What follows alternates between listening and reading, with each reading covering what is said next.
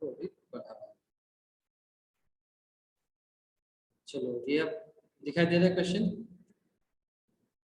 Yes sir. देखो क्या है, taxi fare in a city is as follows. एक शहर में टैक्सी का जो रेट है वो ऐसा कुछ है कि for the first kilometre the fair is ₹8। ठीक है, तो हमने इसको ऐसा लिख दिया सॉल्यूशन। ये आपको याद हो हमने कहा था कि हम जयपुर घूमने गए थे, याद हो अगर आपको ये क्वेश्चन? Yes sir.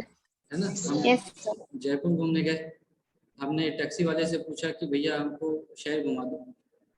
उसने बोला ठीक है।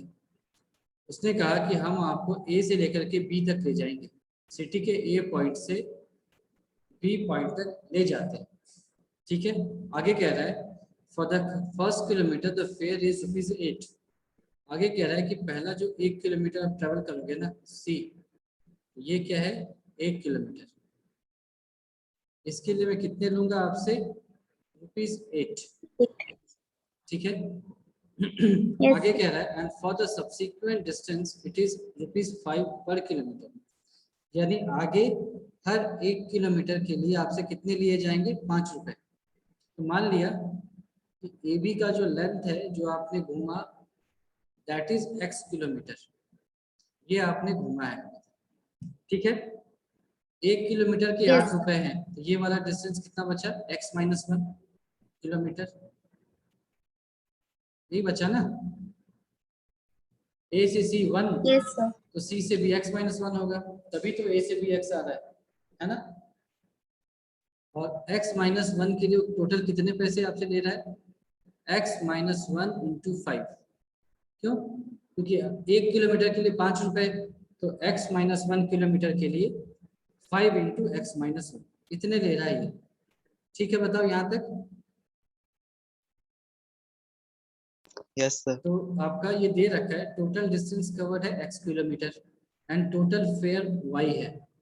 तो टोटल फेयर हमने अपने कैलकुलेशन से भी निकाल लिया है ना। तो total fare is equal to, ये हो जाएगा ₹8 + 5 × x-1 and this is equal to y।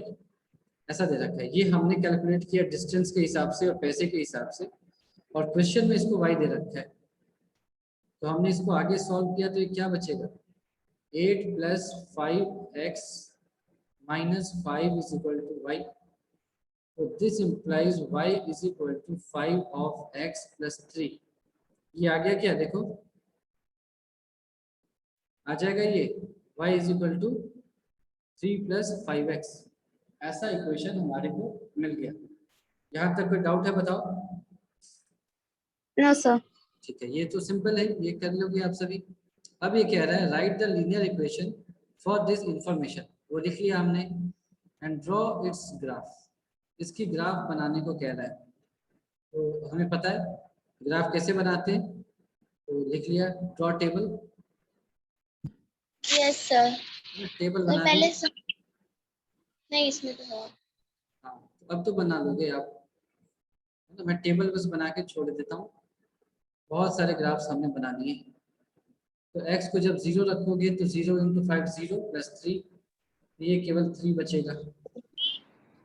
x को आपने 1 रखा तो 1 रख के 8 हो जाएगा, है ना।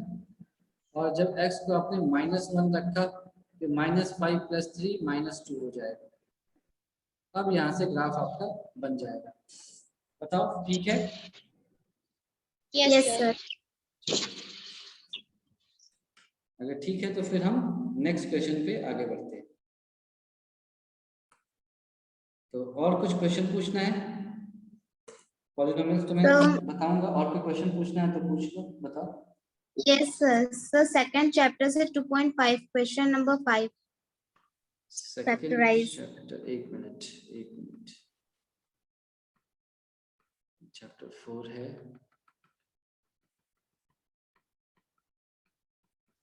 ये चैप्टर 3 था। हाँ, ये चैप्टर 2 में आ गए। कौन सा एक्सरसाइज बोला? 2.5 क्वेश्चन नंबर 5, क्वेश्चन नंबर 5 का क्वेश्चन नंबर 5। ठीक है, इसको फिर हमने स्निप कर लिया।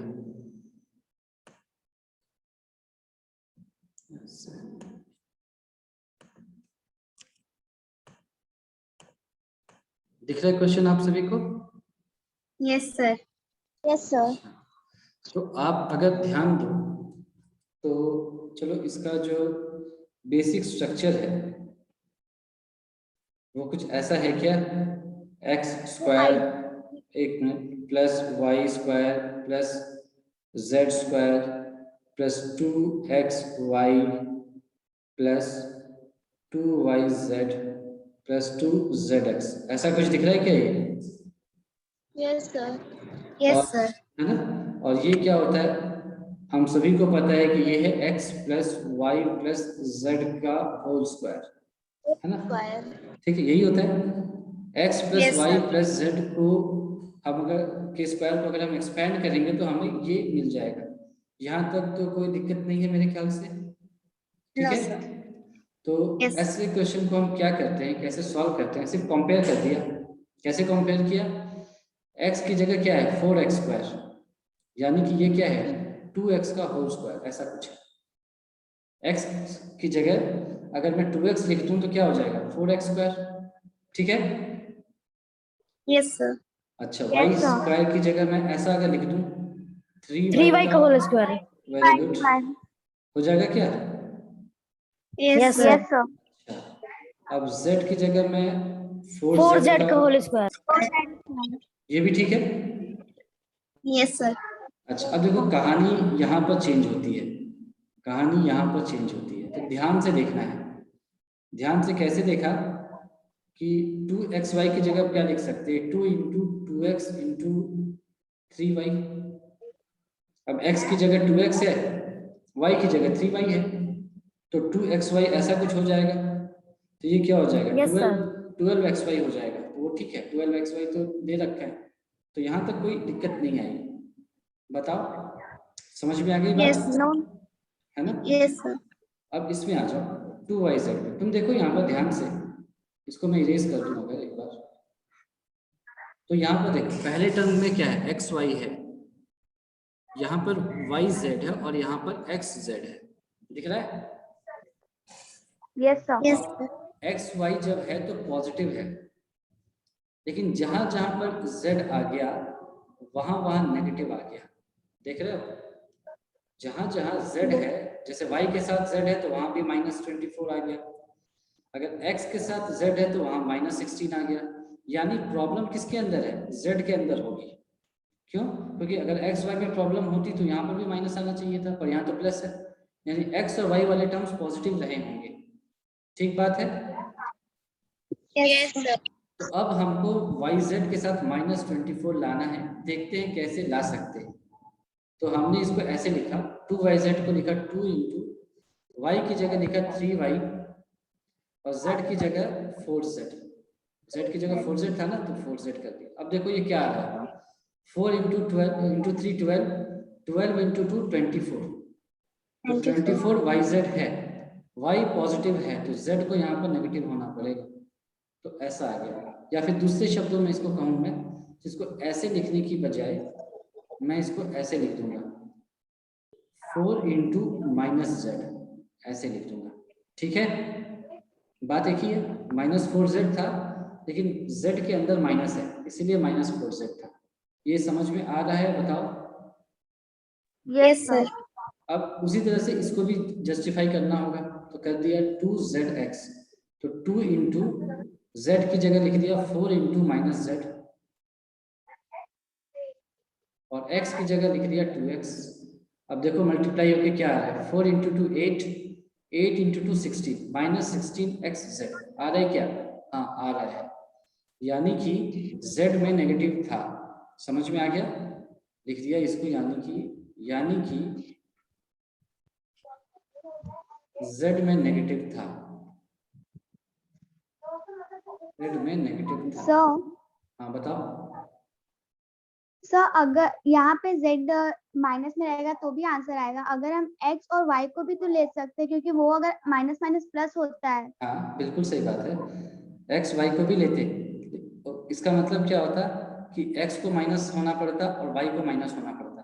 ठीक है, आप जैसे कह रहे हो कि यहाँ पर अगर मैं x को भी नेगेटिव ले लूँ, y को भी नेगेटिव ले लूँ और z को पॉजिटिव ले लूँ, ठीक है, सुन लो एक बार। अगर मैं कह रहा हूँ कि x भी नेगेटिव है, y भी नेगेटिव है, तो x y तो पॉजिटिव आ जाएगा, तो यहाँ पर तो कोई दिक्कत नहीं हुई। और x नेगेटिव है, y नेगेटिव है, मगर z पॉजिटिव है, तो भी ये सही हो जाएगा। y negative into z positive, negative आ गया, x negative into z positive, फिर से नेगेटिव आ गया। ठीक है, समझ में आ रहा है? यस तो यानी कि दूसरा कंडीशन क्या हो सकता था, x भी नेगेटिव, y भी नेगेटिव, मगर z पॉजिटिव। ठीक है, यस सर। ठीक है, दोनों कर सकते हैं। हाँ दोनों सही है, लेकिन जनरली क्या है कि दो जगह नेगेटिव और एक जगह पॉजिटिव से ज्यादा अच्छा हम दो जगह पॉजिटिव और एक जगह नेगेटिव दिखाते हैं, है ना? क्यों? क्योंकि नेगेटिव जितना कम हो उतना अच्छा है। क्यों? क्योंकि अगर ये तो छोटे टर्म्स हैं, अगर बहुत बड़े टर्म्स आ जाए तो आपको 3-4 नेगेटिव करके सॉल्व करना मुश्किल है। उसकी बजाय आपने सबको पॉजिटिव मान लिया और जहाँ एक या दो नेगेटिव आ रहे हैं उसको पकड़ लिया तो ज्यादा आसान है। ठीक है, पर दोनों सही है, दोनों सही, उसमें कोई गलत नहीं है, हम उसको दिखा भी सकते हैं, यहाँ पर दोनों सही आंसर आ जाएंगे, सेम आंसर आएगा दोनों मेथड से। ठीक है, ओके तो सर। है ना, तो यहाँ तक तो समझ में आ गया आपको? Yes sir. तो यस ये सर। तो अगर आपको समझ में आ गया तो मैं धीरे से इसको चेंज कर दूंगा और इसको ऐसा लिख दूंगा 4 इंटू माइनस जेड का होल स्क्वायर, क्योंकि स्क्वायर की बात हो रही है तो जेड पॉजिटिव हो या नेगेटिव हो फर्क नहीं पड़ेगा, इसीलिए फर्क पड़ा भी नहीं, है ना? क्यों? क्योंकि जेड स्क्वायर पॉजिटिव हो गया तो हम वहां से पकड़ नहीं पाए कि एक्स वाई जेड में नेगेटिव कौन है पॉजिटिव कौन है। ठीक है, समझ में आई बात? Yes sir. तो अब देखो आपका x क्या हो गया 2x, y हो गया 3y और z हो गया माइनस ऑफ 4z। तो ये आपका जो एक्सपेंशन था वो क्या था, यानी आप पूरा क्वेश्चन लिख लो, क्या है पूरा question, 4x square plus 9 of y square plus 16 times z square plus 3 into 2 और 6 इंटू 12xy माइनस क्या है 20, हाँ माइनस ठीक है 24yz माइनस 16xz। तो इसको हमने ऐसे लिख दिया 2x plus 3y minus 4z का होल स्क्वायर, ये मेरा आंसर हो गया। यहां तक समझ में आया? Yes sir. चलो अब हम दूसरी बात भी कर लेते हैं, है ना? हम दूसरी बात भी करेंगे यहाँ पर, कैसे कि अगर x मेरा इक्विवेलेंट होता किसके, -2x, y इक्विवेलेंट होता किसके, -3y, एंड z क्या होता इक्विवेलेंट टू 4z। यानी कि हमने अगर x को नेगेटिव, y को नेगेटिव और z को पॉजिटिव रखा होता तो ऐसा कुछ आता। ठीक है, तो यहां से आपका एक्सपेंशन क्या आता, -2x minus 3y plus 4z का होल स्क्वायर, ऐसा कुछ आता। ठीक है, यस सर। Yes sir. इसको मैं ऐसे लिख सकता हूँ माइनस कॉमन लेकर के 2x plus 3y minus 4z इस पूरे का होल स्क्वायर, ऐसा लिख सकता हूँ। ठीक है, यस है ना? समझ में आया?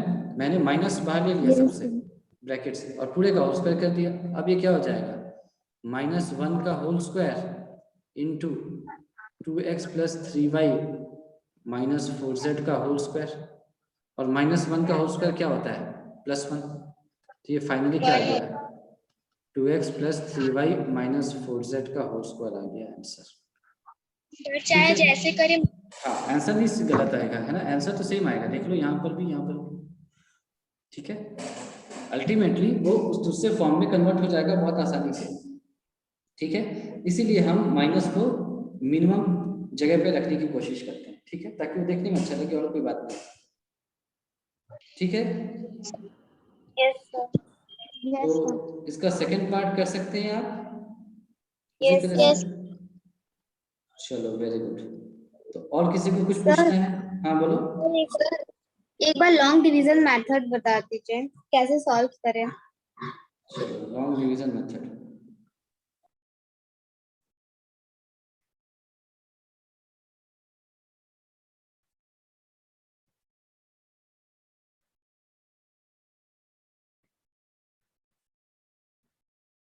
तो लॉन्ग डिवीजन मेथड में मान लो मैंने एक एग्जांपल लिया 1, इसमें मैं कहता हूं आपको कि एक्स स्क्वायर प्लस क्या कहूँ plus 4x divided by x plus 2। ठीक है, मैं आपसे कहता हूं कि x square plus 4x plus 4 को आप डिवाइड करो। किससे डिवाइड करो भाई? तो x प्लस 2 से डिवाइड करो। तो क्वेश्चन समझ में आ गया आपको? Yes sir. ठीक है, तो अब हम स्टेप बाय स्टेप इसको करते हैं। तो यहाँ पर आप मुझे बताओ कि डिविडेंड क्या है? Sir x square plus 4 plus 4x। X square. Voice नहीं आ हेलो, आवाज आ रही है अभी? यस सर आ रही है। चलो अच्छा, डिविडेंड है x square plus 4x plus 4। अच्छा, अब डिवाइजर बता दो मुझे। x plus 2। x plus 2। चलो अब देखो एक सर, बात आपकी की, वॉइस क्लियर मेरी वॉइस क्लियर नहीं है? मेरे ख्याल से तो आ रही होगी, नेट यहाँ पर ठीक है यस अभी। सर क्लियर है वॉइस। कोई नहीं, हो सकता है आपके एंड पे थोड़ी दिक्कत तो है ना, आ जाएगी थोड़ी देर में, इसीलिए मैंने वीडियो भी ऑफ कर दिया अपना। ठीक है, देखो क्वेश्चन में डिविडेंड दे रखा था x square plus 4 plus 4x, मैंने यहाँ पर उसको ऐसे लिखा है। इसका मतलब क्या है कि स्टेप क्या है, ऑलवेज राइट, या ऐसे लिख देता हूँ बिफोर डिवाइडिंग, डिवाइड करने से पहले, before dividing,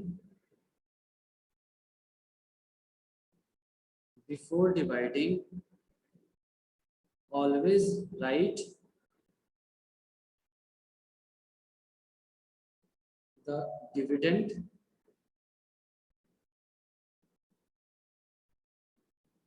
and the divisor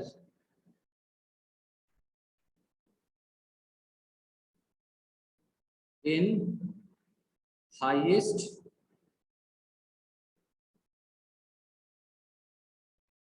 to lowest,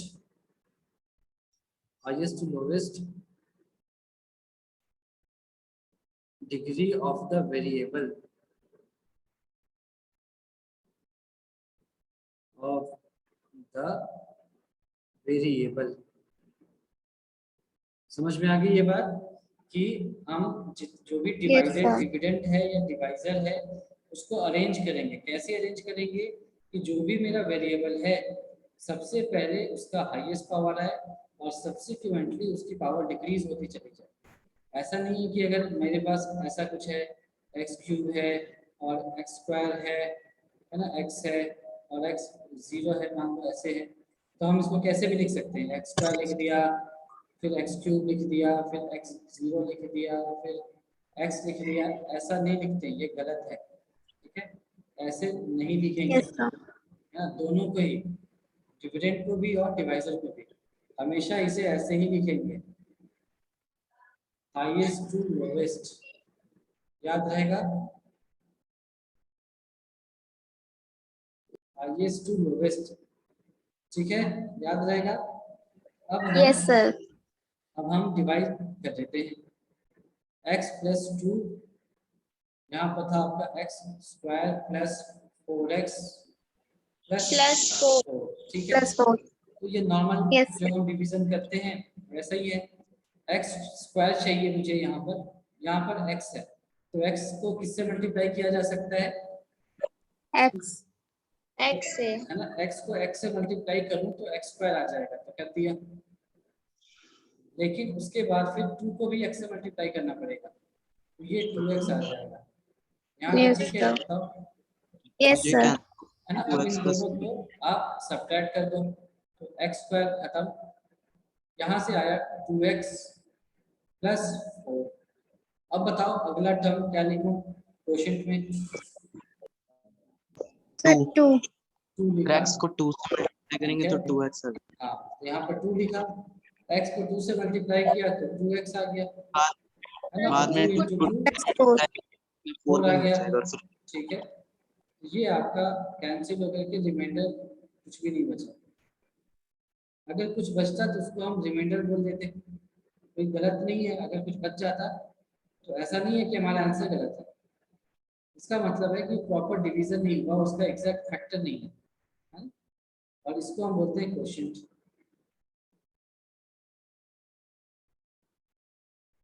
तो यहाँ से 2-3 बातें हैं। क्या है? therefore डिविडेंड क्या होता है? Divisor into quotient plus remainder. Plus remainder. ठीक है, याद रहेगा ये? Yes sir. ये तो आप पढ़ते आ रहे हो। इसके बाद एक छोटा सा, एक मिनट रुक जाओ बस, इसको थोड़ा एक्सप्लेन करने को मुझे। इसके बाद एक छोटी सी बात रहती है जिसको हम रिमाइंडर थ्योरम कहते हैं। तो लगे हाथ उसको भी कंप्लीट कर लिया कि इफ ऐसा हमने किया, मान लो ऐसे सॉल्व किया, सॉरी डिविडेंड नहीं, डिविडेंड होता है, और if remainder is equal to 0, solve करने के बाद अगर रिमाइंडर 0 आ गया तो क्या होगा? देन इसका मतलब है कि divisor is a Is a factor. factor of dividend। Factor of dividend. ठीक है, ये आपको याद रखना है बिल्कुल। मेरे ख्याल से याद होगा मैक्सिमम लोगों को। यस तो सर। याद नहीं है कोई बात नहीं, अभी याद कर लिया है ना? अभी इसको याद कर लिया कि अगर आपका रिमाइंडर 0 आ जाए तो फिर हम कहते हैं कि जो डिवाइजर है that is a factor of dividend. बिल्कुल क्लियर है? समझ में आ गया अच्छे से यहाँ तक? बताओ। Yes sir. चलो हाँ, अब किसी को कुछ पूछना था तो पूछ लो।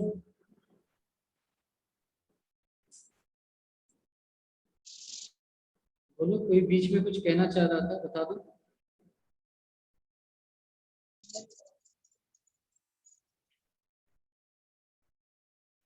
सर आवाज आ रही है? हाँ आ रही है, बोलो। 2.3 का क्वेश्चन नंबर 3rd।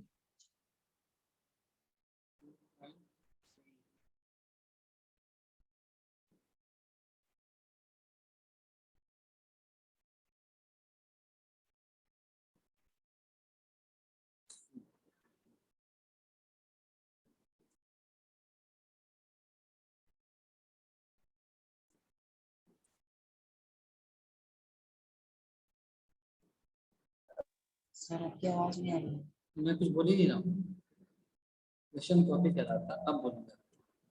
एक मिनट रुक जाओ बस।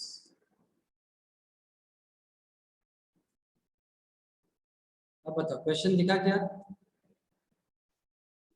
यस सर दिखा। Yes sir.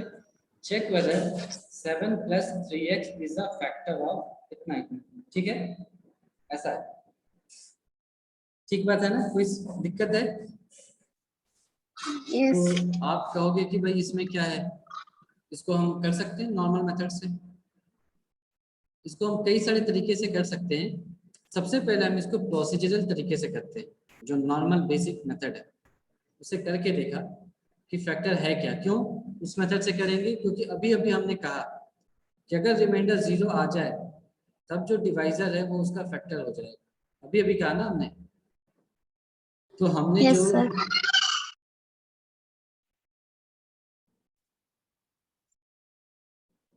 सर किस मेथड से कर रहे हैं? बताऊं, मैं 2 मेथड से करूंगा। इसको फिर ऐसे लिख दिया 3x + 7 और नीचे में लिख दिया 3x³ + 7x। ये लिखने का तरीका मेरा सही है क्या? डिविडेंड और डिवाइजर को लिखने का तरीका बताओ। यस सर सही है। ठीक है, क्यों? क्योंकि हमने क्या किया, जो हाईएस्ट पावर है वेरिएबल को उसको पहले लिखा और सब्सिक्वेंट जो डिक्रीमेंट हो रहा है उसको बाद में लिखते चले गए। ठीक है, तो अब यस मुझे सर। पहला स्टेप तो बहुत आसान है, बता दो मुझे क्या करूं। Sir 3x So 3x x² square. Square. ठीक है, Square, sir. तो आपने सजेस्ट किया कि x स्क्वायर से मल्टीप्लाई किया, तो 3x को x स्क्वायर से मल्टीप्लाई किया तो 3x क्यूब आ जाएगा। आगे Yes. Yes, sir. अगला भी तो कुछ करना होगा, फिर और भी कुछ आएगा। 7x. Plus 7x square. ठीक है, प्लस 7x स्क्वायर। ठीक है, ये माइनस ये माइनस, ये खत्म हो जाएगा। अगले स्टेप में -7x स्क्वायर प्लस 7x आएगा। अग्री करो, माइनस इसलिए है क्योंकि नीचे है, तो इसके साथ माइनस आएगा। ऊपर वाले 7x को कोई दिक्कत नहीं हुआ, एज इट इज आ जाएगा। तो यहाँ तक ठीक है। तो ये 7x स्क्वायर कैसे आया? क्यों 7 को x स्क्वायर से मल्टीप्लाई करो तो क्या आएगा, 7x स्क्वायर ही तो आएगा, है कि नहीं। ठीक है, अच्छा अब बताओ आगे क्या करूं, किसको किससे मल्टीप्लाई करूं। तो 7x से देखो इसको कैसे सॉल्व करते हैं, कैसे पता करते हैं, यहाँ तो दिखेगा ही, इसको कैसे करता हूं मैं।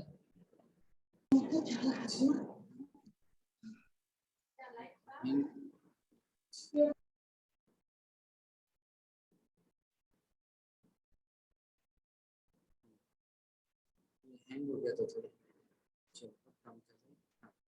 तो यहाँ मैं देखो ऐसे करता हूँ, मुझे क्या करना है 3x प्लस 7 को कुछ ऐसे मल्टीप्लाई करना है, तो 3x को मैं किससे मल्टीप्लाई करूँ, किसकी जगह मैंने a रख दिया, इससे मल्टीप्लाई करूँ कि मुझे -7x स्क्वायर आ जाए।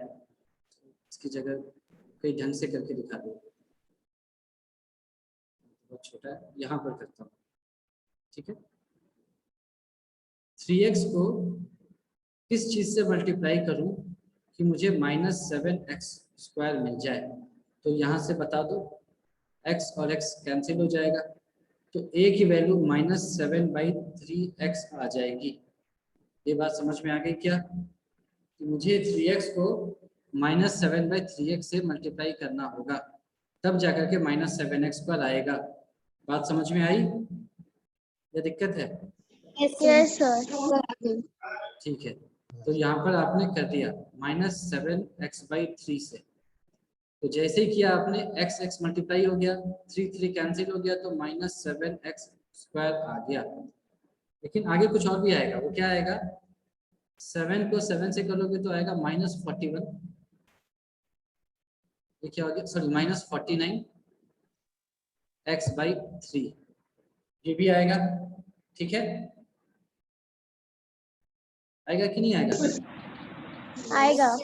तो ये प्लस हो जाएगा और ये भी आपका प्लस हो जाएगा, ये हो जाएगा कैंसिल, क्या बचेगा आपका 7 + 49/3, ये हो गया 21, और ये हो जाएगा आपका 70x/3, इतना आएगा। ठीक है, Yes, sir. ठीक है। अच्छा अब मैं इसको सीधे 70 से अगर मल्टीप्लाई कर दूं, 70/3 से मल्टीप्लाई कर दूं, तो देखो क्या आ रहा है, 3x × 70/3, 3 3 कैंसिल, 70, सॉरी नीचे भी 3 चाहिए ना, तो यहाँ 9 से करना पड़ेगा। देखो 70/9 से मल्टीप्लाई कर रहा हूँ 3x को, तो 70x/3 आ जाएगा।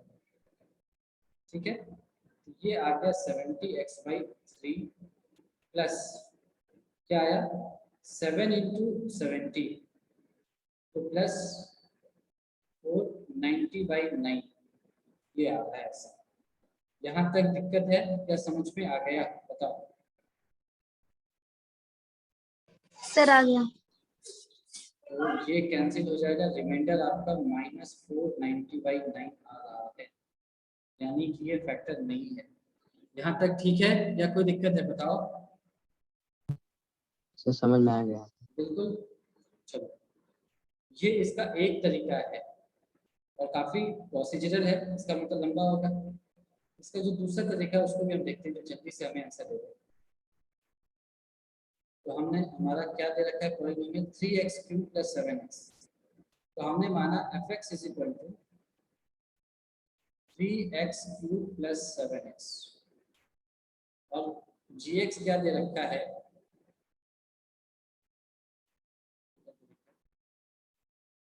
3x + 7। ठीक है, जो डिविडेंड Yes, है और sir. डिवाइजर है उसको हमने ऐसा ऐसा नाम दे दिया। अब हम इसको कैसे प्रोसीड करते हैं कि if gx is a factor of fx, अगर gx fx का एक फैक्टर है, then for